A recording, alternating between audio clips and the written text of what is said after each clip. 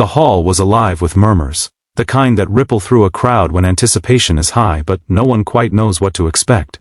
The stage lights dimmed, and the spotlight revealed two frail figures slowly making their way forward. Their steps were unsteady, but each movement carried a quiet dignity that instantly captured everyone's attention. Conversations hushed, and phones lowered, as if the entire audience instinctively realized something extraordinary was about to happen. The man, his back slightly bent with age, leaned on a simple wooden cane. The woman beside him, equally fragile, clutched his arm as though his strength was her own. They were both 98 years old, yet their presence filled the stage in a way that no celebrity ever could. A whisper ran through the hall when the announcer revealed who they were. Two survivors of Hiroshima, carrying memories that most people could not even begin to fathom. The crowd drew in a collective breath, their hearts suddenly heavier. These weren't just performers. These were living witnesses to one of history's darkest hours. And here they stood, side by side, ready to share something deeply personal.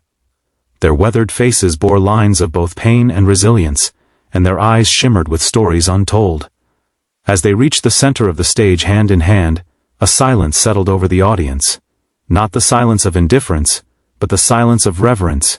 Everyone leaned forward, waiting, almost afraid to blink, sensing they were about to witness something unforgettable. The woman stepped closer to the microphone, her hand trembling slightly but her voice steady. "When we were just children," she began, her words carrying across the hushed hall. "That morning the sky turned to fire. We lost everything, our homes, our families, our friends. But somehow, we survived."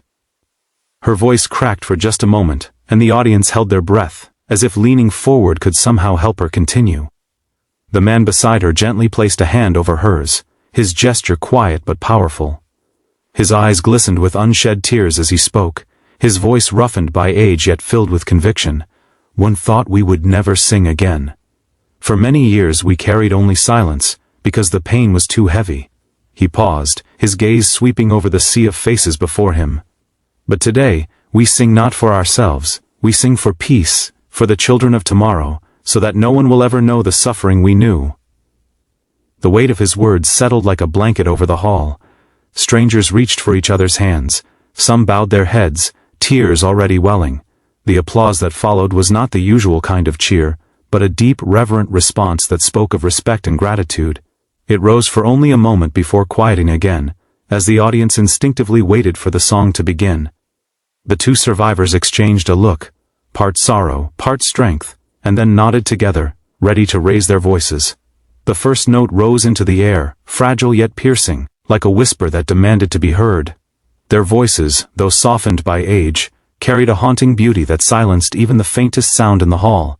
Every syllable seemed to carry with it the echoes of lives lost and memories preserved, a harmony born not of perfection but of shared pain and resilience.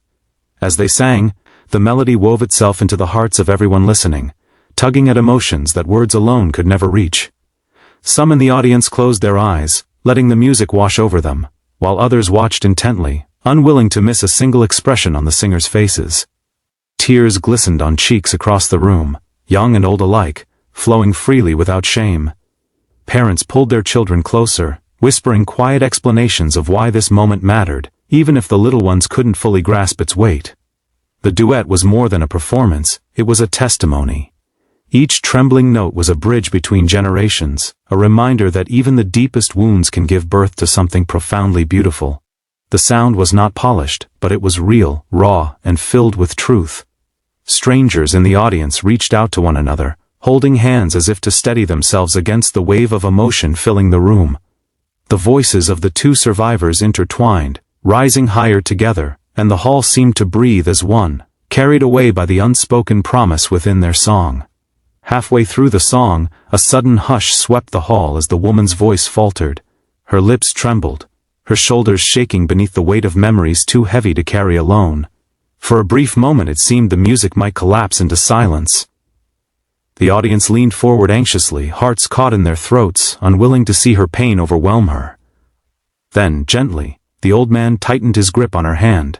He turned toward her, his eyes shining with a quiet strength, and nodded as if "Oh, say I am here. We will finish this together." Encouraged by his presence, she drew in a shaky breath and began again. This time, her voice rose stronger, steadier, carried by the warmth of his support. Their harmony, once fragile, grew rich and unbreakable. Every note that followed felt like a vow, an oath that even when one falters, love and compassion will always lift them back up.